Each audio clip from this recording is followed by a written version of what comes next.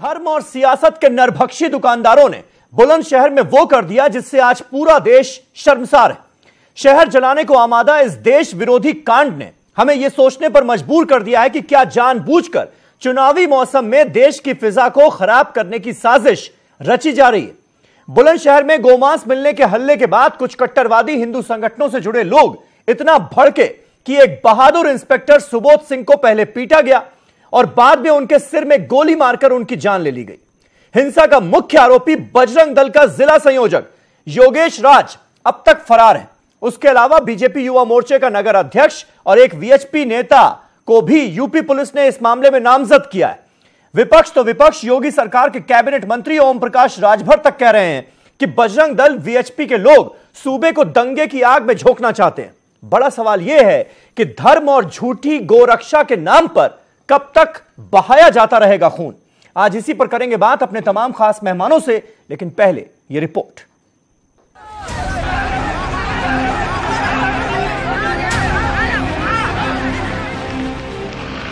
गौकुशी के नाम पर दहशतगर्दाना हमलों का सिलसिला बदस्तूर जारी है। गौरक्षकों के जरिए कल तक मुसलमानों को निशाना बनाया जा रहा था। अब पुलिस अफसरान भी महफूज नहीं हैं। उत्तर प्रदेश में बुलंदशहर के सियाना इलाके में हुई ताजा वारदात ने तशवीश पैदा कर दी है। यहाँ मुबैना गौकुशी के खिलाफ एहतजाज के दौरान मुश्ताइल गौरक्षकों ने पुलिस इंस्पेक्टर सुबोध कुमार सिंह समेत 2 अफराद की जान ले ली। लाइन ऑफ ड्यूटी में एक्सपायर हुए, बर्थडे पे नहीं आते थे क्योंकि जॉब करनी थी। आपने बताया कि अभी पता लगा था कि पहले भी उनको धमकियां आई थी, काम न करने आती थी, इंटरवेंशन आते रहते थे कि यहाँ पे ऐसे इन्वेस्टिगेशन मत करो, लेकिन वो करते थे। गौरक्षकों के इस कदर हौसले बुलंद होने के क्या असबाब हैं? इस पर तवज्जो देने के साथ साथ गौरक्षकों के खिलाफ अहम इक़दामात भी करने की जरूरत है। इस पूरे मामले में हंगामे के बाद पुलिस ने 27 नामजद और तकरीबन 70 नामालूम अफराद के खिलाफ मामला दर्ज कर लिया है। जांच के लिए एसआईटी तश्कील दे दी गई है। एसआईटी को 2 रोज में रिपोर्ट पेश करने को कहा गया है। यूपी के वजीर ओपी राजभर ने इस तशद्दुद के लिए बजरंग दल और विश्व हिंदू परिषद को जिम्मेदार ठहराया है। इन 27 नामजदगी में अभी तक 4 नामित अभियुक्तों को पुलिस द्वारा गिरफ्तार किया गया है और 4-5 अन्य लोगों को डिटेन किया गया है, जिनसे गहन पूछताछ की जा रही है। फिलहाल सबूत के आधार पर ही गिरफ्तारी होगी। किसी भी निर्दोष व्यक्ति को जेल भेजने की कोई मंशा नहीं है और यह सुनिश्चित किया जाएगा, इसीलिए एसआईटी का गठन किया गया है। विश्व हिंदू परिषद बजरंग दल, जिसका वीडियो भी आ गया, एफआईआर भी हो गई, गिरफ्तारी भी 3 लोगों की हुई है। यही लोग हैं जो दंगे के जिम्मेदार हैं। इन्हीं लोगों ने दंगा कराया है। ये भारतीय जनता पार्टी और आरएसएस से जुड़े हुए संगठनों के लोग जगह जगह पर अराजकता कर रहे हैं, लूटपाट कर रहे हैं, गुंडागर्दी कर रहे हैं और उनको कोई पुलिस वाला हाथ नहीं लगा सकता। और यही वजह है कि उत्तर प्रदेश भर में इस तरह की अराजकता की स्थिति है। आप बुलंदशहर में जो हुआ वो शर्मनाक है किसी भी प्रदेश सरकार के लिए, जहां पर सुरक्षा देने वाले खुद सुरक्षित नहीं है। गौरक्षकों की गुंडागर्दी बाइसे फिक्र है। मुल्क की आबोहवा में मुस्तकिल खौफ व हरास का माहौल देखा जा रहा है। आखिर मुल्क की कौमी यकजहती को कौन लोग तबाह बर्बाद करना चाहते हैं? मजहब और झूठी गौरक्षा के नाम पर कब तक इंसानियत का खून बहाया जाता रहेगा? हुकूमत और इंतजामिया को इस जानिब संजीदा होकर कार्रवाई करने की जरूरत है। Bureau report, news 18 Urdu.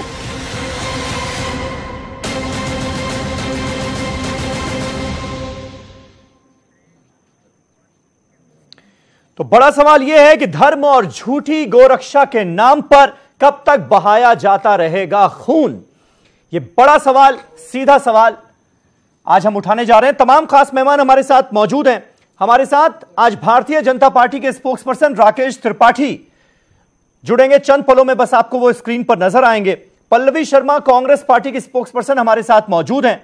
मौलाना साजिद रशीदी साहब ऑल इंडिया इमाम एसोसिएशन के प्रेसिडेंट हमारे साथ मौजूद हैं। आशु मोंगिया साहब राष्ट्रीय गौरक्षा सेना के प्रेसिडेंट, वो हमारे साथ मौजूद हैं। क्योंकि बात तो सारी गोरक्षा की हो रही है, और गोरक्षा क्या, फर्जी गोरक्षा जिस तरह से कहर ढा रही है उसकी हो रही है। विश्व हिंदू परिषद की तरफ से आज शंकर गायकर हमारे साथ जुड़ेंगे, सीनियर वीएचपी लीडर हैं, मुंबई से वो इस डिबेट को ज्वाइन करेंगे, वो भी चंद पलों में आपको नजर आएंगे। और राजकुमार भाटी साहब जो कि समाजवादी पार्टी के स्पोक्स पर्सन हैं, वो भी हमारे साथ मौजूद होंगे।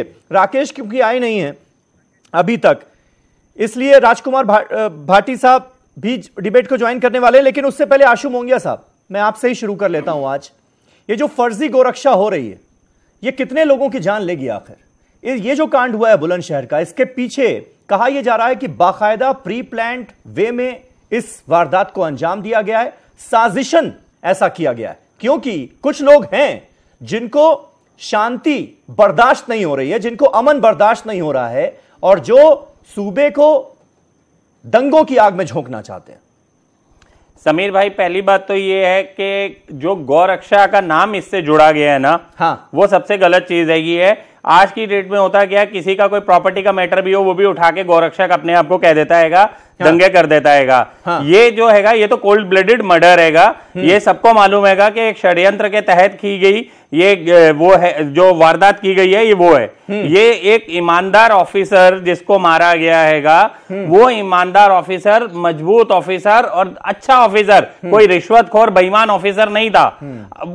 उसको मार दिया गया हैगा, और जो मर्डर हुआ हैगा उसकी पूरी की पूरी सीबीआई के थ्रू जांच हो। जिस हिसाब से आज न्यूज चैनल्स में सुबह दिखाया जा रहा था कि मुख्य अभियुक्त गिरफ्तार कर लिया गया हैगा, बाद में बोला गया कि मुख्य अभियुक्त फरार हैगा, तो ये जो चीजें आ रही हैगी हैं उस चीज के हिसाब से। और ऑलरेडी मैंने ये, आपको एसआईटी जांच पर भरोसा नहीं है? यानी मैंने कल रात को 2:21 पे भी राष्ट्रपति जी को और केंद्रीय गृह सचिव को, योगी आदित्यनाथ जी मुख्यमंत्री जी को, चीफ सेक्रेटरी यूपी को, डीजीपी यूपी को मैंने ईमेल करके कंप्लेंट बकायदा दी थी कि इस मामले के अंदर में पूरी जांच हो, क्योंकि ये टारगेटेड गेम है। ये सिर्फ हिंदू मुस्लिम टारगेट करके गेम खेलने वाला मामला हैगा। ये गाय का मामला है, चलिए एक एफआईआर दर्ज हुई है, गोकशी का मामला आया, वो चीज भी गलत है कि अगर गो हत्या वहां पर हुई है तो वो भी बहुत गलत चीज है। गो हत्या नहीं होनी चाहिए। हम लोग बार बार चिल्ला रहे हैं कि गौ माता की रक्षा हो। योगी जी कह रहे थे कि यूपी के अंदर सब अवैध बूचड़खाने बंद कर दिए गए हैं, ठीक है, गौ हत्या नहीं हो रही,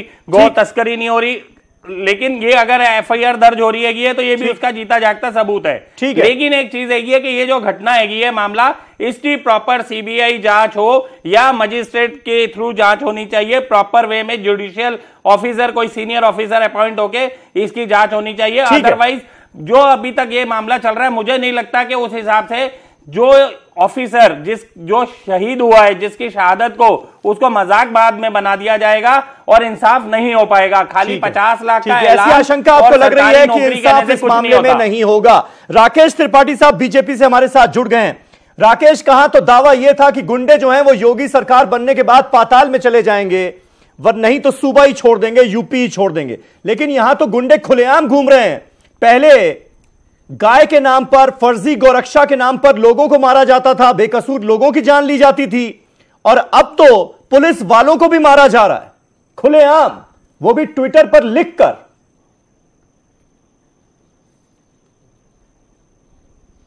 देखिए समीर भाई, एक बात मैं बहुत निवेदन के साथ कहूं कि किसी भी व्यक्ति को इस बात की इजाजत नहीं है कि वो गौ रक्षा के नाम पर किसी व्यक्ति की हत्या कर दे, लेकिन इसका मतलब यह भी नहीं है कि सभी गोरक्षकों को एक विलन के तौर पर प्रस्तुत कर दिया जाए और गो तस्करों के बारे में बिल्कुल चुप्पी साध ली जाए।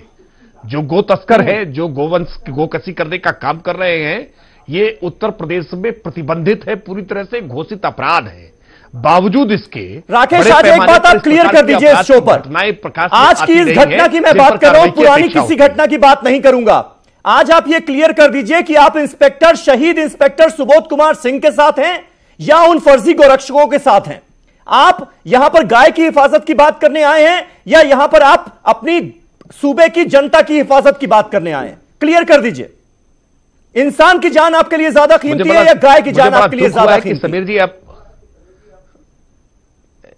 नहीं, मुझे बड़ा दुख है समीर भाई कि आपको इस तरह के प्रश्न पूछने की आवश्यकता पड़ी है। क्या इसमें भी कोई प्राथमिकता स्पष्ट करने की आवश्यकता है कि मानव का जीवन सबसे ज्यादा महत्वपूर्ण होता है? लेकिन इसका मतलब यह नहीं है कि हम किसी की आस्था को ठेस पहुंचाने की छूट दे सकते हैं। उत्तर प्रदेश में गोवध पर पूरी तरह से प्रतिबंध है, बावजूद इसके कुछ लोग जानबूझ करके इस प्रकार के व्यवसाय को अंजाम देते रहे हैं और ऐसे व्यवसाय पर कठोरता से लगाम होनी चाहिए। और अलग अलग स्थानों पर उत्तर प्रदेश ने वो भी दिन देखे हैं जहां पर गो तस्करों ने पुलिसकर्मियों की हत्या की है, जिन पुलिसकर्मियों ने उनको रोकने का प्रयास किया है। शहीद मनोज मिश्रा इसका उदाहरण रहे हैं। मैं इसलिए निवेदन के साथ कह रहा हूं कि इस पूरे मामले को इस दृष्टि से न प्रस्तुत किया जाए। जो घटना दुर्भाग्यपूर्ण घटी, ये नहीं होनी चाहिए थी। मैंने पहले ही कहा कि किसी के सेंटिमेंट्स कितने भी दुखी क्यों ना हो जाए, सिर्फ दुर्भाग्यपूर्ण कहने से काम नहीं चलेगा ना पहुंचे, किसी को इस बात की इजाजत नहीं है कि वो किसी भी तरह से कानून व्यवस्था को हाथ में लेने कार्रवाई कर रहे हैं। ओम प्रकाश राजभर कह रहे हैं छुट्टी नहीं पा रहे, वीएचपी हम कार्रवाई कर रहे हैं और बजरंग दल के लोगों की साजिश है। वो लोग चाहते हैं कि दंगों की आग में झोंक दिया जाए उनके बयान को सर्टिफिकेट मान रहे हैं क्या? आप उनके बयान को सर्टिफिकेट मान रहे हैं? सर्टिफिकेट किसको माने बताइए? मुख्यमंत्री योगी आदित्यनाथ ने क्या वो अदालत कोई बयान भी नहीं दिया? क्या उनके बयान को सरकार के कैबिनेट मंत्री का बयान है, माने या ना माने? बिल्कुल कोई बयान की जरूरत नहीं है, कोई बयान की जरूरत नहीं है, किसी के बयान की कोई आवश्यकता नहीं है। मैं कह रहा हूं इसमें कार्रवाई की आवश्यकता है और वो कार्रवाई हो रही है। आप इस पूरे मामले में 27 मतलब इतनी बड़ी घटना हो गई, मुख्यमंत्री योगी आदित्यनाथ के बयान की जरूरत भी ना समझे हम। 27 लोग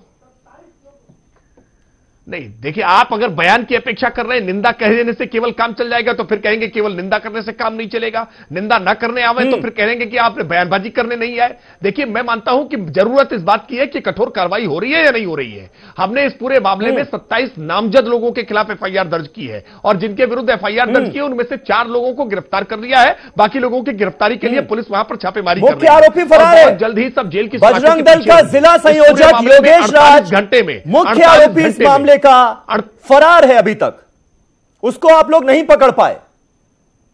जो भी आरोपी है वो जेल की सलाखों के पीछे बहुत जल्द होंगे और यह महत्वपूर्ण नहीं है कि वो किस सामाजिक संगठन से जुड़े हैं या किस राजनीतिक दल से जुड़े हैं या किस जाति और मजहब के हैं। पुलिस नहीं महत्वपूर्ण है और प्रभाव से बजरंग दल का नाम लेने में इतनी दिक्कत क्यों हो रही है? एक आरोपी बजरंग दल का, एक आरोपी विश्व हिंदू परिषद का, एक आरोपी भारतीय जनता युवा मोर्चा का। ये सब आपके संगठन से जुड़े हुए लोग हैं, इसलिए दिक्कत हो रही है ना। नहीं, नाम आप ले रहे हैं तो नाम लेने से हमें कोई आपत्ति नहीं है। आप इसके साथ साथ इस बात को भी बताइए कि इन संगठनों से जुड़े होने के बावजूद उत्तर प्रदेश की योगी आदित्यनाथ जी की सरकार ने एफआईआर दर्ज की है और इसके बावजूद ऐसे लोगों की गिरफ्तारी हो रही है। वरना याद करिए कि गवाल गांव में सचिन और गौरव की हत्या होने के बाद समाजवादी पार्टी का कार्यकर्ता न होने के बावजूद केवल मजहब विशेष से ताल्लुक रखने के कारण आजम खान जैसे तमाम नेताओं के फोन गए थे और उसको छोड़ दिया गया था और जिसके कारण मुजफ्फरनगर महीनों जला है। पूरे पश्चिमी उत्तर प्रदेश के हालात क्या थे आपने देखे हैं। मैं राकेश त्रिपाठी साहब ये भूल दोबारा मत कीजिएगा। प्रशासन को बधाई दूंगा। समाजवादी पार्टी की सरकार को सत्ता से हटाकर बेदखल कर दिया जनता ने यूपी की। कल जिला प्रशासन, जनता सब समझती है, वो सब देखती है भाई। कल जिला प्रशासन ने जिस सूझबूझ का काम दिखाया है, पार्टी के जो दूसरे संगठन है जुड़े हुए, बजरंग दल, वीएचपी के लोग, वो इसमें इन्वॉल्व पाए गए हैं, उनके खिलाफ एफआईआर हुई है, लेकिन अभी तक पुलिस के शिकंजे में वो नहीं आए। इसे नाकामी मानिए, अपनी सफलता मत मानिए। रशीदी साहब क्या गिरफ्तार होंगे? साजिश गिरफ्तार होंगे। मैं एक बात और पूरी वारदात अंजाम दी जाती है। एक लाइन और जोड़ दूं। इसके पीछे एक बड़ी साजिश थी और पुलिस ने बहादुरी से उस साजिश को अंजाम देने से रोका है यहां पर, और जिसका खामियाजा भी एक बहादुर इंस्पेक्टर को अपनी जान देकर चुकाना पड़ा, भुगतना पड़ा। नहीं देखिए समीर भाई, ये शक नहीं है, ये तो यकीनी बात है। आपने देखा होगा इज्तिमा में जाने वाले लोगों के लिए मंदिर के पुजारी ने दरवाजे खोल दिए और कहा नमाज यहां पढ़िए। जी, ये इतना बड़ा अमन और इतनी बड़ी अमन की बात ऐसे लोगों को जिनको जलता हुआ देश प्रदेश देखना है कैसे हजम कर सकते हैं? नफरत के सौदागरों को चुभी होगी ये बात, बिल्कुल चुभी होगी। उन्होंने कहा रे भाई ये तो हिंदू मुस्लिम एक हो जाएंगे तो हमारी दाल रोटी खत्म हो जाएगी। इसलिए कोई ऐसा कारनामा किया जाए जिससे फिर ये नफरत कहीं ना कहीं फैल जाए। लेकिन देखिए जो ऊपर बैठा है ना वो इंसाफ करता है जी, इंसाफ तुरंत हो गया।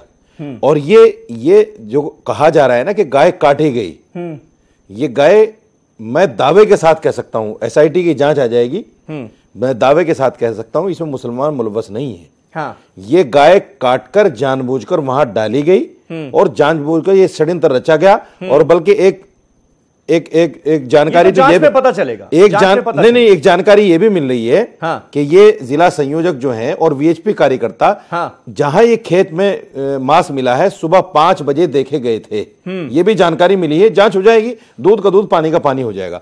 सबसे बड़ी बात यह है जो मैं कहना चाहता हूं समीर भाई, नहीं समीर भाई इनको रोकिए। ये जिस तरह के राकेश त्रिपाठी जी सुनिए, सुन लीजिए राकेश त्रिपाठी, आप इस तरह नहीं करते।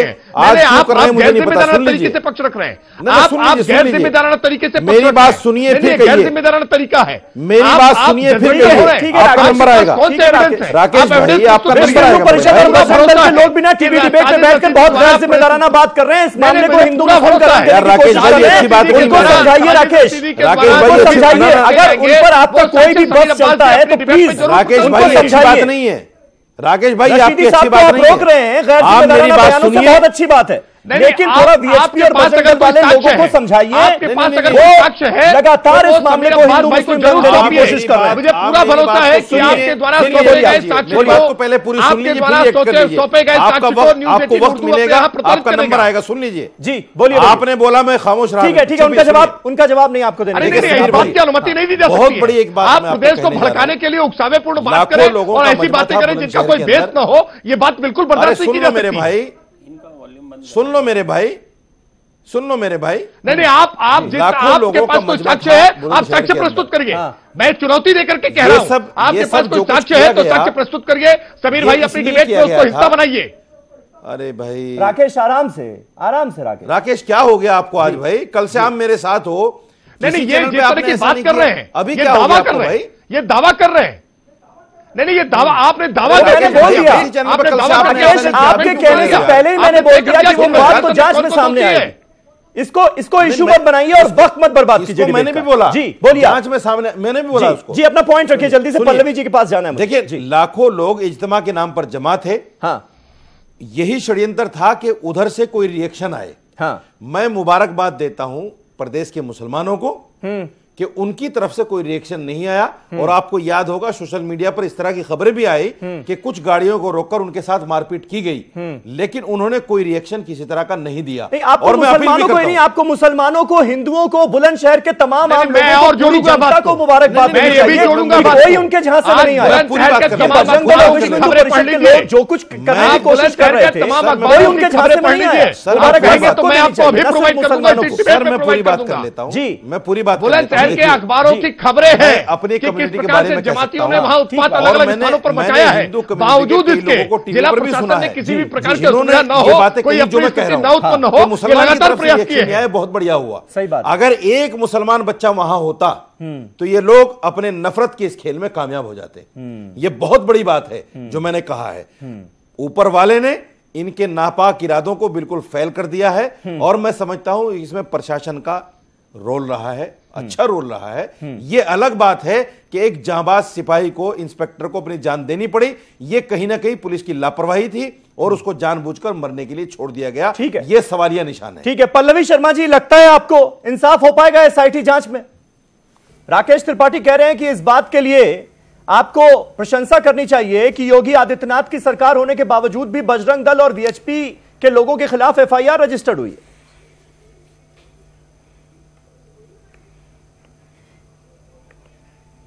देखिए समीर जी, बहुत बहुत नमस्कार आपको मेरा। ज्यादा दूर की बात नहीं है, कल ही की बात है और आप ही के शो पर बैठ के हम बीजेपी की सांप्रदायिकता की राजनीति पर बहस कर रहे थे, आप जानते होंगे। और राकेश जी ही बीजेपी की तरफ से उस पर बीजेपी का पक्ष रख रहे थे। आज मैं सिर्फ इतनी दरख्वास्त करना चाहती हूं बीजेपी से कि अगली बार जब किसी लिंचिंग का शिकार कोई हो तो कृपया करके वो जो एक्यूज्ड हैं उनको हारों से उनका स्वागत मत कीजिए।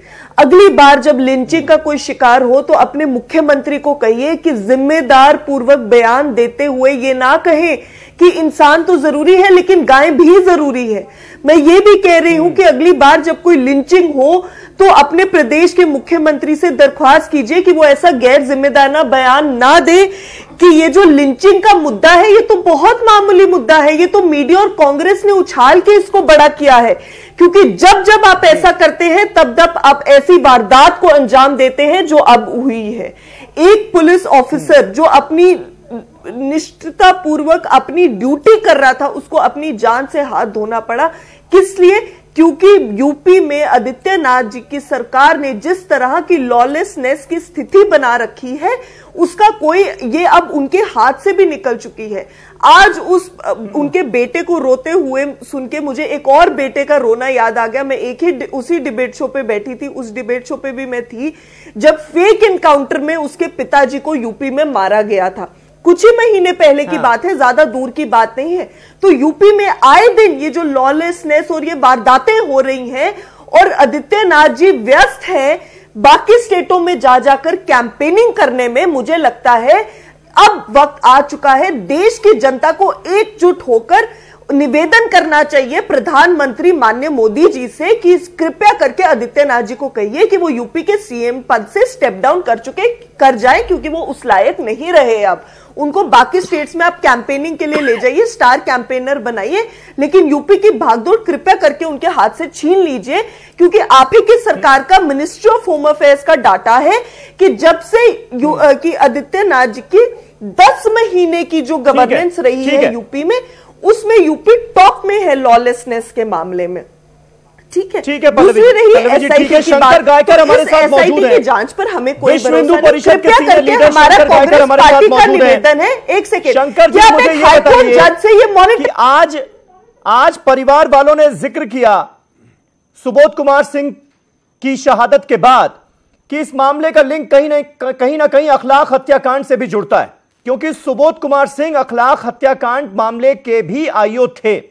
और यह हम सबको पता है कि किस तरह से जब अखलाक के घर पर हमला हुआ तो 10 मिनट के अंदर अंदर सुबोध कुमार सिंह उस घर में पहुंचे और उन्हीं की वजह से, उनकी तत्परता की वजह से ही जो दूसरा घायल था दानिश, उसकी जान बच पाई।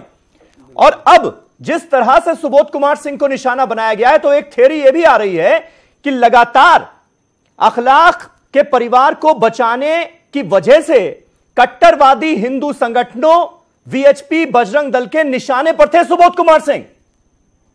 मानते हैं आप ये बात? मैं सुबोध की शहादत को मैं कभी भी, उसकी शहादत कम नहीं है। देश के लिए और अपने कर्तव्य निभाते हुए उन्होंने अपनी जान को दांव पर लगाया और लॉ एंड ऑर्डर काबू करने का बहुत बड़ा उन्होंने प्रयास किया है। लेकिन दूसरी बात मैं ये कहना चाहता हूं कि इस डिबेट को एक कलर दिया जा रहा है, एक रंग दिया जा रहा है, एक धर्म के, और आप सारे पैनलिस्ट जिस प्रकार से आरोप कर रहे, ये सरासर मैं इसको गलत मानता हूं। क्यों? तो इसके पीछे का जो कारण ये धार्मिक बातें नहीं है। हाँ, और एक संगठन को कटघरे में आप खड़ा कर रहे हैं, आप जैसे कट्टरवादी लोग को खड़ा कर रहे हैं जो संगठन यहाँ पर कही जा रही बातों को गलत कट्टरवादी नहीं है। बजरंग दल कुछ तो हमारे एफआईआर में नाम है, एफआईआर में नाम है वीएचपी, आपका सर्टिफिकेट हमें चाहिए भी नहीं। सुनिए, विश्व हिंदू परिषद और बजरंग दल का सर्टिफिकेट हमें चाहिए भी नहीं।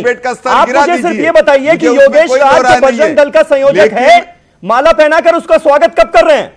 नहीं, ये बताइए आप। ये ऐसा है, एफआईआर होने के बाद में भी आज चार्जशीट जो आनी बाकी है, अब उसके पहले उसको कटघरे में खड़ा करके उसको आरोपी कर रहे हैं, ये बिल्कुल सरासर गलत है।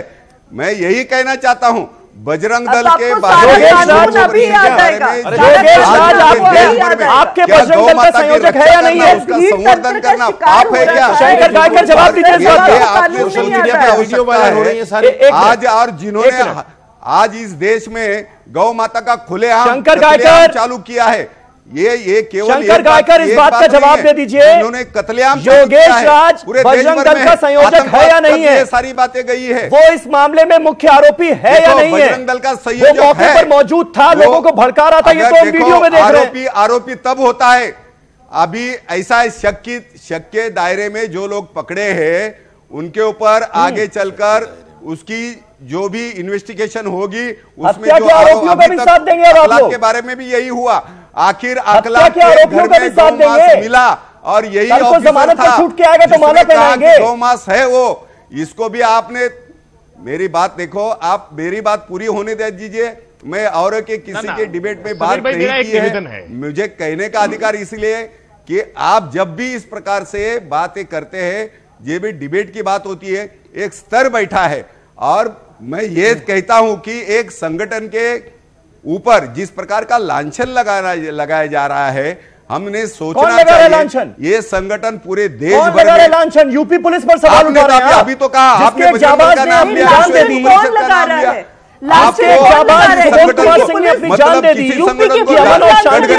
खड़ा करने का आपको क्या अधिकार है? एफआईआर में लिखा है। अरे आपको क्या अधिकार है? देखो वो जो समाज और बीच की घटना है, मुस्लिम समाज के बीच की नहीं है। और अभी योगेश राज को क्लीन चिट कैसे कर सकते हैं? कि वहां एक मंदिर में उनको नमाज पढ़ने के लिए जगह दी गई, ये उदारता का उदाहरण है। हिंदू समाज उदार है, वो कभी भी इस प्रकार के आतंकवादी घटना नहीं करता है। आपको आतंकवादी ढूंढना है तो देश के अंदर बहुत सारे आतंकवादी चुके हैं। हिंदू नहीं, देश की आम जनता, इस देश के आम लोग उदार हैं। लेकिन नहीं चाहते, नफरत के सौदागरों को देखना पसंद नहीं करते। वो आप घोषित नहीं कर सकते, नफरत की बातें सुनना पसंद नहीं करते। वो उनके माथे पर इस प्रकार का दोष आप अगर भड़काइएगा तो भी ये मेरा आपसे जो देश की आम जनता है, जो आम लोग हैं, वो आपके बहकावे में नहीं आने वाले। अब आप लाख इसमें हिंदू मुसलमान कर लीजिए। नहीं, हमारे बहकावे में मत आइए। हम अपना काम जो कर रहे हैं, ये गौ रक्षा का काम करना पाप है क्या? क्या काम कर रहे हैं? लोगों को मारने का, गौ माता की सेवा करना पाप है? कैसा हिंदू योगेश राज का ट्विटर हैंडल देखिए गायकर साहब। दो लोग जो अपने लोगों, आपके अपने लोग इस तरह से समाज में जहर घोल रहे हैं, वो देखा कीजिए। समझा रहा हूं। योगेश राज अपने ट्विटर हैंडल पर लिखता है, आप गोली मारो सालों को, देश के गद्दारों को आग में तेल डालने का काम वो तो ट्विटर पर लिखकर सब कुछ कर रहा है। और आपने आंखें बंद कर रखी है क्योंकि आप जिला संयोजक है। वो भाई साहब जो दोषी है उसको सजा होनी चाहिए, खुली छूट है क्या? कड़ी से कड़ा शासन होना चाहिए। आज भी यहाँ पर डिफेंड कर रहे हैं बैठकर हत्या के आरोपी को। बना रहा है, बना नहीं बना। पहली बात तो ये है कि जिसकी हत्या हुई है वो गलत मैं बोलता हूँ उसको, सुबोध कुमार सिंह, वो देशद्रोही नहीं था, ये देश का गद्दार नहीं था। जो उस ट्विटर हैंडल वाले के लिए ये देखा जाए कि उसने लिखा कि गोली मारो सालों को, देश के गद्दारों को। सुबोध कुमार सिंह गद्दार नहीं था, पहली चीज। दूसरी चीज, ये जो गौरक्षा का नाम लिया जाता है बार बार, गौरक्षा गौरक्षा गौरक्षा के चक्कर में, या हम गौरक्षा कर रहे हैं या वो गौरक्षा कर रहे हैं, तो गौरक्षा वाले अगर गौरक्षा कर रहे हैं तो गोलियां चलाना और ये काम गौरक्षकों का नहीं हैगा। गाय के लिए ये जो चीज है, ये गौरक्षा वाला मामला नहीं है। ये कलर जो अभी बोल रहे हैं नाम वीएचपी से जो आए हुए हैं, वो बोल रहे हैं कि वीएचपी के ऊपर टारगेट किया जा रहा है। तो टारगेट यहाँ पैनल के अंदर में बैठने से पहले आप ये देखो, राजभर जो आपके यूपी की सरकार के अंदर कैबिनेट मंत्री है, सुबह से उनका इंटरव्यू चल रहा है, वो बार बार टारगेट कर रहे हैं वीएचपी को। वो कह रहे हैं बैन करो वीएचपी को, बजरंग दल को। हम लोग नहीं कह रहे, हम लोगों ने कोई टारगेट नहीं किया हुआ। ये टारगेट आपके मंत्री कर रहे हैं। पहली बात, एफआईआर के अंदर में उस तरह से नाम हैगा तो यूपी पुलिस हैगी है। अगर आपको कार्रवाई करनी है, या पैनलिस्ट मत बोलो, पैनल के अंदर मैं भी बैठा हुआ हूं, मैंने अभी तक कोई उंगली आपके ऊपर नहीं उठाई। तो आप ये कैसे कह रहे हो कि सारे पैनलिस्ट वीएचपी पे अटैक कर रहे हैं? आप यूपी पुलिस के ऊपर अटैक करो, सीधा सीधा डीजीपी को बोलो कि भैया आपने एफआईआर जो दर्ज कराई है उसे वापस लो, विश्व हिंदू परिषद का नाम काट दो।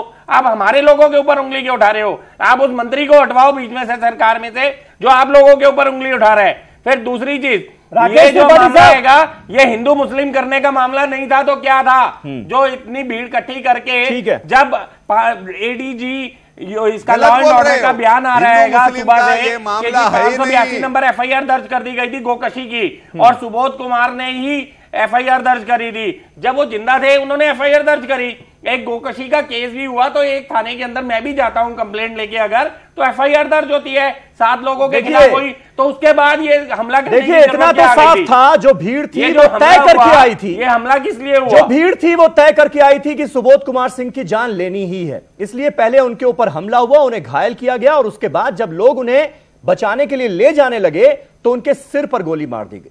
यानी भीड़ ये तय कर चुकी थी कि जान लेनी है सुबोध कुमार सिंह की। आखिर ऐसा हुआ क्यों और इस मामले को हिंदू मुस्लिम रंग देने की कोशिश कौन कर रहे हैं, जबकि इसमें कोई हिंदू मुस्लिम एंगल नहीं था। एक छोटे से ब्रेक के बाद इन्हीं सवालों के साथ हाजिर हो रहा हूं, कहीं ना जाइएगा। तो गाय के नाम पर कब तक इंसान का खून बहाया जाता रहेगा, यह हमारा आज का सवाल। और जो बुलंदशहर की घटना है उसमें बजरंग दल, वीएचपी और भारतीय जनता युवा मोर्चा के एक नेता जो हैं उनके खिलाफ भी एफआईआर रजिस्टर हुई है। राकेश त्रिपाठी साहब हमारे साथ मौजूद हैं। राकेश, देखिए बड़ी साजिश की बात हर कोई कर रहा है और एसआईटी को अब इसकी जांच करनी है, लेकिन जो इस मामले को हिंदू मुस्लिम रंग देने की कोशिश की गई और जिस तरह से इस घटना को अंजाम दिया गया उसकी एक बड़ी कड़ी वो तहसीलदार राजकुमार भास्कर भी हैं, जिनका इंटरव्यू किया न्यूज 18 ने।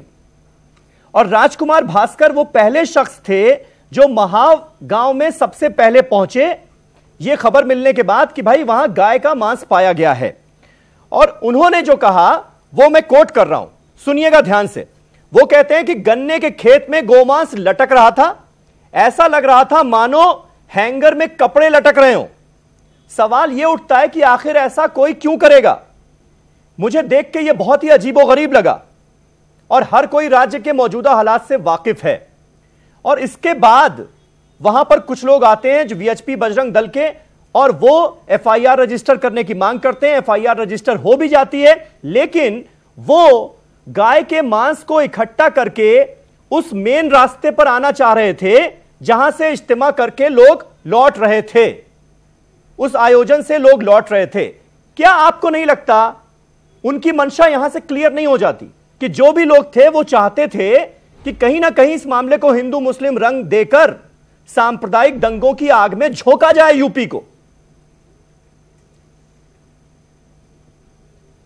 नहीं, बहुत सारी संभावनाएं हो सकती हैं और इन सारी संभावनाओं का पर्दाफाश तभी होगा जब एडीजी इंटेलिजेंस की 48 घंटे के अंदर जो गोपनीय रिपोर्ट है वो रिपोर्ट मुख्यमंत्री तक पहुंचेगी।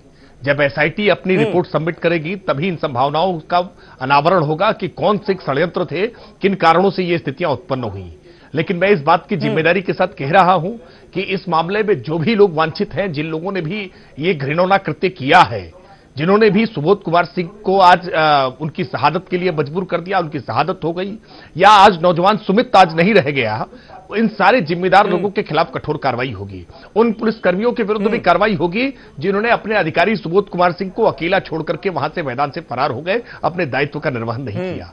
उन पर भी जरूर कार्रवाई होगी जिनकी जिम्मेदारी थी कि इतने तनाव की स्थिति वहां बनी और समय रहते कार्रवाई नहीं हो पाई, उन पर भी कार्रवाई जरूर होगी। और वो सारे दंगाई जो अपराधी के शख्स में, अपराधियों के शक्ल में वहां पर आकर के उन्होंने इस प्रकार की अराजकता की स्थिति उत्पन्न की, उनके विरुद्ध भी कार्रवाई होगी। कार्रवाई से कोई बचने वाला नहीं है, मैं इस बात को स्पष्ट कर रहा हूं। मैं केवल पल्लवी जी की उस बात का जवाब दूंगा जिसमें पल्लवी जी कह रही थी कि जंगल राज किस प्रकार से आ गया है, पुलिसकर्मियों की हत्या हुई है, मॉब लिंचिंग हो रही है। देखिए 27 साल यूपी बेहाल का नारा देकर के कांग्रेस पार्टी उत्तर प्रदेश में जब 2017 के चुनाव में गई थी तो उसने उत्तर प्रदेश के अच्छे लड़के का साथ लिया था, और जिस अच्छे लड़के का साथ लिया था ना, उनसे अच्छे लड़के के साथ के कार्यकाल में उत्तर प्रदेश में दर्जनों पुलिस अधिकारियों की हत्याएं हुई हैं, दर्जनों पुलिस अधिकारियों की हत्याएं। आज उत्तर प्रदेश के 20 महीने से ज्यादा के कार्यकाल में ये पहली एक दुर्भाग्यपूर्ण दुखद घटना घटी है। और मैं पूरा प्रयास के इस बात की आश्वस्त कर रहा हूं कि सरकार पूरा प्रयास करेगी कि ऐसी घटना की पुनरावृत्ति दोबारा फिर ना हो। हमारे शासनकाल में हम ऐसा कठोर पहली घटना नहीं है। और अगर बीएचपी और बजरंग दल के लोग इसी तरह से हत्या के आरोपियों का भी साथ देते रहेंगे तो मुझे बड़े अफसोस से कहना पड़ रहा है कि आगे फिर होंगी ऐसी घटनाएं। देखिए, क्योंकि एक तो पहली बात कोई हत्या के आरोपी का साथ नहीं दे रहा है, दूसरी बात हत्या के आरोपी को हत्यारा साबित करने का प्रयास मीडिया या राजनीतिक दल के नेता न करे। ये हत्या आरोपी हत्यारा है या नहीं है, हत्या आरोपी हत्यारा है या नहीं है, कहते हैं कि नहीं हम नाम नहीं बता सकते संगठन का। क्यों भाई? प्लीज मुझे भी मौका दीजिए, ये स्टूडियो में बैठने का फायदा उठा रहे हैं। देखिए, संगठन की भूमिका अगर होगी तो निश्चित तौर पर निकल करके आएगी। आप क्या चाहते हैं, एक नैरेटिव सेट कराना चाहते हैं क्या? एडीजी लॉ एंड ऑर्डर के पास जब इस प्रकार की कोई सूचना नहीं है तो वो आपके केवल इस प्रश्न का उत्तर देने के लिए कि नहीं हम संगठन का नाम ले लें, ये कोई जरूरी है क्या? अरे भाई, मैं मानता हूं जब तक इस बात की पूरी थॉरोली जांच ना हो जाए, सारे पहलू निकल करके ना। राकेश, ये कहने में दिक्कत आपको भी क्यों हो रही है? नहीं, कोई दिक्कत नहीं है। नहीं, योगेश राज के नाम एफआईआर लिखने में जब कोई दिक्कत नहीं है, उसकी गिरफ्तारी के लिए प्रयास करने में, और गिरफ्तार कल परसों तक हो जाएगा, तो इस बात में हमें कोई दिक्कत नहीं है। तो हम इस बात से दिक्कत क्यों करेंगे कि वो किसी संगठन से जुड़ा है? मैं कह रहा हूं वो किसी भी संगठन से जुड़ा हो, कठोर कार्रवाई होने में उसको कोई नरमी नहीं मिलने वाली है। ठीक है, ठीक है। पल्लवी जवाब दीजिए। अब आप बहुत देर से आप कुछ ऐड करना चाह रही हैं, बोलिए। देखिए जी, शुक्रिया। देखिए समीर जी, एक बहुत पुरानी कहावत है, जब बोया पेड़ बबूल का तो आम कहां से खाएगा। ये जो सांप्रदायिकता और नफरत की राजनीति का जो बीज बीजेपी पिछले 4.5 वर्षों से बो रही थी मोदी जी के नेतृत्व के अंदर, अमित शाह जी भी यही कर रहे थे, आदित्यनाथ जी, इनके सब स्टार कैंपेनर इसी में लगे थे, ये नफरत का बीज बोने में। आज उसी का नतीजा है कि अराजकता इतनी बढ़ चुकी है कि ना ही सिर्फ आम आदमी बल्कि जो आम आदमी के रक्षक हैं, पुलिस वाले, वो भी इस अराजकता का शिकार हो रहे हैं। अभी यहाँ पे मैं बीजेपी के प्रवक्ता जी को सुन रही थी, वो कह रहे थे कि भाई ये पहली ही घटना है जिसमें पुलिस वाले की मृत्यु हुई है। तो मैं इनको याद दिला दूं, मैंने पहले भी कहा कि इन्हीं की मिनिस्ट्री का डेटा है कि यूपी कम्युनल वायलेंस में सबसे पहले स्थान पर है, तो उसकी मुबारकबाद आप आदित्यनाथ जी को दे दीजिएगा। दूसरी बात, जब आपकी पुलिस कुछ टाइम पहले इन मुद्दों पर बहस होती थी कि आदित्यनाथ जी ने अपनी यूपी की पुलिस को और अरे मिनिस्ट्री ऑफ होम अफेयर्स का डेटा है, मिनिस्ट्री ऑफ होम अफेयर्स का डेटा है, मिनिस्ट्री ऑफ होम अफेयर्स का डेटा है। कौन सा डेटा है? मिनिस्ट्री ऑफ होम अफेयर्स गलत डेटा सुन लीजिए, कांग्रेस सत्ता का डेटा है। 2016 में वायलेंस नहीं हो रही है। 2016 में सुन लीजिए ना राकेश पल्लवी, आप दोनों सुन लीजिए। 2016 में यूपी में 133 दंगे हुए। डेटा की कैसे अरे सुनिए भाई, उड़ाते हैं। 2016 में यूपी में 133 दंगे हुए, जो 2017 में 47% बढ़कर 195 हो गए। तो ये सब लोग क्लियर हो जाएं कि ये कोई पहली दूसरी घटना नहीं है। 2540 दंगे हुए, 217 में 2540 दंगे। बिल्कुल मैं 2017 में 195, ये गलत डेटा है। उत्तर प्रदेश में अब सांप्रदायिक दंगे नहीं हो रहे। बीजेपी उत्तर प्रदेश में सांप्रदायिक दंगा कल बुलंदशहर में हो सकता था, जिसको जिला प्रशासन ने कठोरता से रोका है। जीडीपी के डेटा ठीक है, ये बात मैं मानता हूँ राकेश, इस बात से मैं पूरी तरह इत्तेफाक रखता हूँ कि सांप्रदायिक दंगा हो सकता था, लेकिन उसको जिला एडमिनिस्ट्रेशन ने रोका और उसमें एक बहादुर अफसर की जान भी गई, उसको अपनी शहादत भी देनी पड़ी। निश्चित तौर पर यह बात बिल्कुल सही है, मैं पूरी तरह से इत्तेफाक रखता हूं। पल्लवी कंप्लीट करें जल्दी से।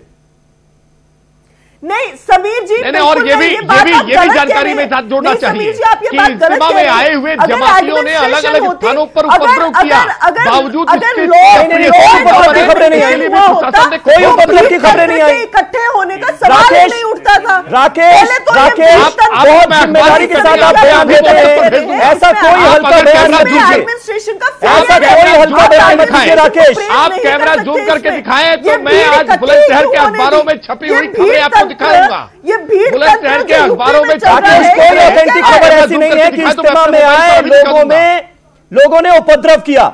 ये बात यूपी पुलिस ने बहुत क्लियरली मेंशन की है हर जगह।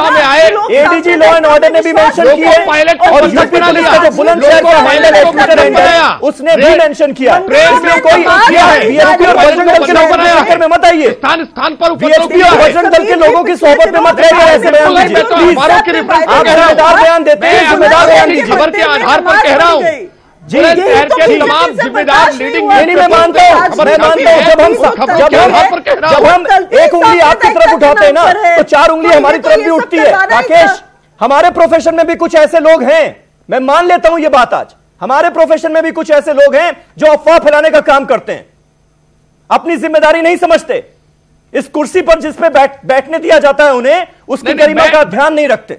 मैं मान लेता हूं ये बात, लेकिन उन खबरों के बहकावे में मत आइए आप। मैं आपको ठीक है रशीदी साहब, लीडिंग न्यूज़पेपर्स की खबरें दिखा रहा हूं, मैं लीडिंग न्यूज़पेपर की खबर दिखा रहा हूं। ट्रेन का इंजन बनाने की कोशिश और मैं यूपी पुलिस का जो ऑफिशियल वर्जन है मैं उसको मानता हूं, मैं उसको मानता हूं और मैं प्राइम डिफेंस से इस प्लेटफॉर्म से ऐसी कोई खबर नहीं जाने दूंगा जिससे माहौल खराब हो प्लीज, और आप लोग भी इसका ख्याल रखिए। रशीदी साहब, मैं तो कह रहा हूं कि बावजूद इसके लोग हैं जो फिजा को खराब करना चाहते हैं, जबकि पूरे एडमिनिस्ट्रेशन की और वो योगी सरकार ही अपनी पीठ थपथपा सकती है इस पर, क्योंकि एडमिनिस्ट्रेशन ने बहुत अच्छा काम किया और इज्तिमा में लाखों लोगों का जो मजमा आया वो उसमें कोई भी ऐसा उपद्रव देखने को नहीं मिला। समीर जी, ये हालांकि कोशिश बार बार की जा रही है कि किसी तरह से इस मसले को इज्तिमा से जोड़कर उसे हिंदू मुस्लिम रंग दिया जाए। देखिए, एक चीज मैं आपको बता दूं, उस इज्तिमा की आंखों देखी पोजीशन एक हिंदू ने अपने ट्विटर पर डाली है। हाँ।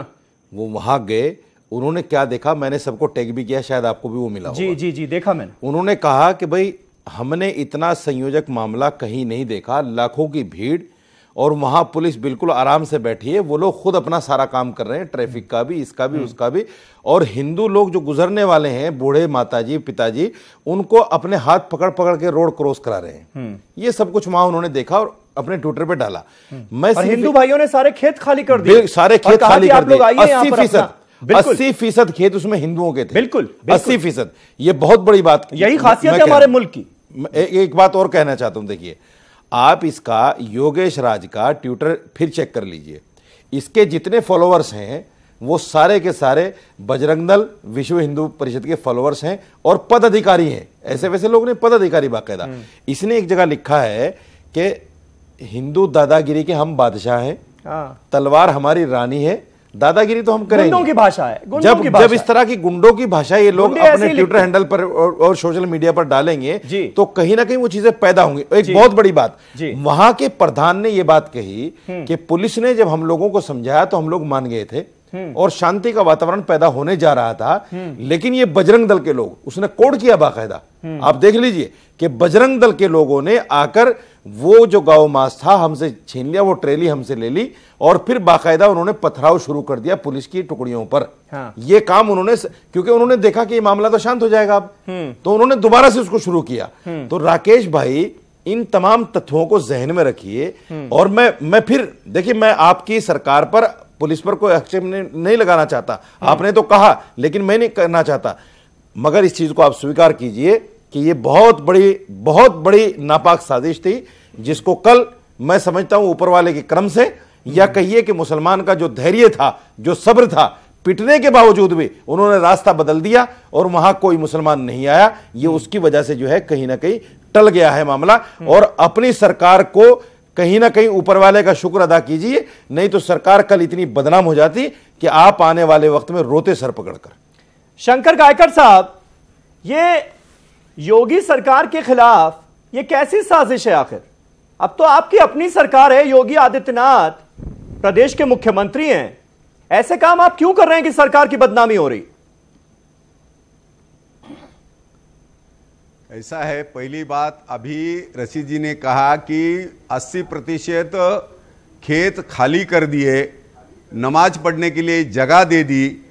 मैं बार बार यही कह रहा हूं, ये इस डिबेट को हम अलग एंगल में जा रहे हैं, ये मेरा व्यक्तिगत अनुमान है। और ये भी मैं कहना, जो समाज इतना उदार है, अरे वही तो आपको बर्दाश्त नहीं हुआ, हम ये भी तो कह रहे हैं साथ साथ कि वही आपको बर्दाश्त नहीं हुआ। और आप ये बोल रहे हो, आप बीजेपी सरकार को बदनाम करना चाहते हैं, और ऊपर आप ये हमको, रशीद जी सुनिए, आपने उसके ऊपर ये कहा कि हम जो इतना मुसलमान समाज शांत रहा, इसका मतलब क्या? इसका मतलब क्या होता है? शांत रहा मतलब क्या है? उनका दायित्व है। और जब जैसा हिंदू समाज ने बर्ताव किया, शांतता का बर्ताव किया, मुस्लिम समाज का दायित्व है, वहां पर आतिथ्य किया नहीं है। इसका मतलब आप ऊपर से ले जाओ और उसको फैलाओ, वहां पर क्या हुआ? आपका दायित्व नहीं है उसमें जो भाषण हुए, दायित्व नहीं है, कौन से भाषण हुए वो जरा बताइए। पर बैठकर बोलते हुए नहीं, हमारा दायित्व है, खराब कर रहे हो, इसलिए मैं कहता हूं हमारा दायित्व हम जानते हैं, केवल जानते नहीं है तो उसका पालन भी करते हैं। ये ध्यान में रखिए आप। और पूरे देश भर में मेरा सवाल क्या बड़े कार्य जो चल रहे हैं, योगी सरकार को बदनाम क्यों कर रहे हैं आप? अरे मुसलमान को सरकार कर रहे हैं, कम से कम हम जरा भी किसी को भाई बीएचपी और बजरंग दल के लोग जाकर एक इंस्पेक्टर की जान ले लेते हैं, वहां पर भीड़ को भड़काते हैं, ऐसा आरोप है। फायर के ऊपर बीएसपी और बजरंग दल के लोग उस भीड़ में साफ नजर आ रहे हैं वीडियो और में। योगी सरकार बाकायदा थाने को फूंक दिया जाता है। क्या चाहते हैं आप? वीडियो क्या चाहते हैं? योगी आदित्यनाथ को सीएम देखना चाहते हैं या नहीं देखना चाहते? या खल रही है आपको ये बात? बताइए मुझे आज। नहीं, सीएम देखो, मैंने यही कहा कि समाज में शांति रहना जरूरी है। इस प्रकार की वारदात जो करते हैं, अभी इतने बड़े पैमाने पूरे देश भर में जो हंगामा हो रहा है, बार बार मतलब केरल में गौ को काटा जा रहा है खाने का, वो अरे केरल की छोड़िए, आप जो यूपी की बात कीजिए, जा रहा है, ये कौन कर रहा है? यूपी की बात कीजिए, उत्तर प्रदेश ये जो बजरंग दल का योगेश राज है, इसको बजरंग दल से हटाएंगे या नहीं हटाएंगे? बड़े कत्ल खाने चलते हैं अनऑथराइज। कौन अनुमति देता है उनकी? एक मिनट, योगेश राज को बजरंग दल से हटाएंगे या माला पहनाएंगे, बताइए। नहीं, क्यों हटाएंगे? अभी मैं यही तो बोलना चाहता हूं, अभी तक उनके ऊपर केवल आपने आरोप लगाए हैं, एफआईआर दर्ज हुआ है, लेकिन वो दोषी है नहीं है, और वहां पर वो इस प्रकार का खेत में रास्ते पर लाया,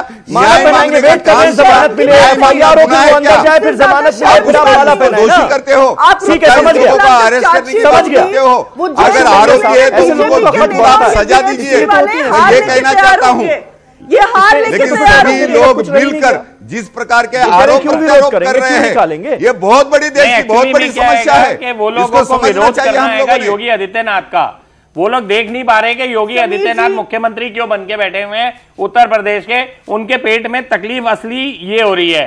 इस वजह से कहीं ना कहीं आदित्यनाथ जी को बदनाम करने के लिए कोई ना कोई ये नाटकबाजी चलाई जाती है कि मैं एक चीज पूछता हूँ आपसे, मुझे आज एक चीज बता दीजिए, कहीं ये दो चीजें तो नहीं, या इस एंगल का इसका या तो हिंदू मुस्लिम कराने का मामला, या फिर 6 दिसंबर को जो दिल्ली में तालकटोरा स्टेडियम में आप लोगों ने धर्मादेश किया था, जिसमें बोला गया था 6 दिसंबर से राम मंदिर हम लोग निर्माण कार्य चालू करेंगे, कहीं ये उसके ऊपर में आप लोगों की बोली हुई बात और अयोध्या में की हुई धर्म सभा को उन लोगों से पीछे हटने के लिए इस तरह की कोई साजिश तो नहीं थी? अलग है। क्यों आप लोग योगी जी को इस बात में लाना चाह रहे हैं? ये देखो, ये सरकार आप लोगों से क्यों नहीं बर्दाश्त? जब आप लोग ये क्यों कहते हैं कि हम नहीं हटाएंगे?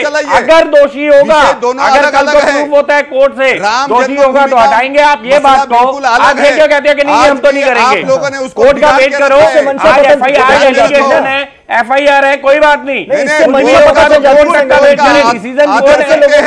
इसलिए आज इतने सालों से 490 सालों से हिंदू समाज ने सहिष्णुता दिखाई है, और हिंदू समाज हिंदू समाज के ठेकेदार थोड़ी हैं आप, शासन हिंदू समाज के ठेकेदार हैं क्या आप? तो मैं बात बता दूं, अब नहीं दिखाओगे क्या? मैं भी हिंदू, आप मेरे भी ठेकेदार नहीं हो। ये केवल एक व्यक्ति आप लोग बेमतलब हिंदुत्व के ठेकेदार मत बनो, शांतता का मंदिर है, आप अपने आप को हिंदुत्व का ठेकेदार मत बनाओ, तहजीब का मंदिर है, ये ध्यान में रखो।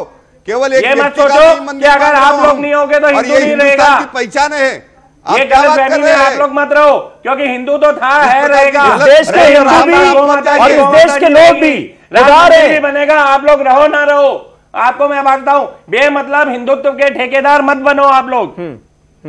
राकेश त्रिपाठी साहब, क्या आप आज ये बात ईमानदारी से मानेंगे आप लोग कि कहीं एक मिनट हो गया, मुख्यमंत्री पद हो गया। राकेश त्रिपाठी साहब, ये बात दिल पर हाथ रखकर ईमानदारी से आप मानेंगे कि कहीं ना कहीं ये जो मानसिकता है ना बचाव करने की, कि वो बंदा योगेश राज वहां पर वीडियो में दिखाई दे रहा है पुलिस वालों से झड़प करते हुए, उसके बाद हमने देखा कि एक इंस्पेक्टर की जान चली गई, वो शहीद हो गए, उसके बाद हमने देखा कि थाने को फूंक दिया गया, पुलिस वालों ने किसी तरह से अपनी जान बचाई, और उसके बावजूद भी उसे बचाने की कोशिश, कहीं ना कहीं यह मानसिकता ही तो है जो इस तरह की चीजों को बढ़ावा दे रही।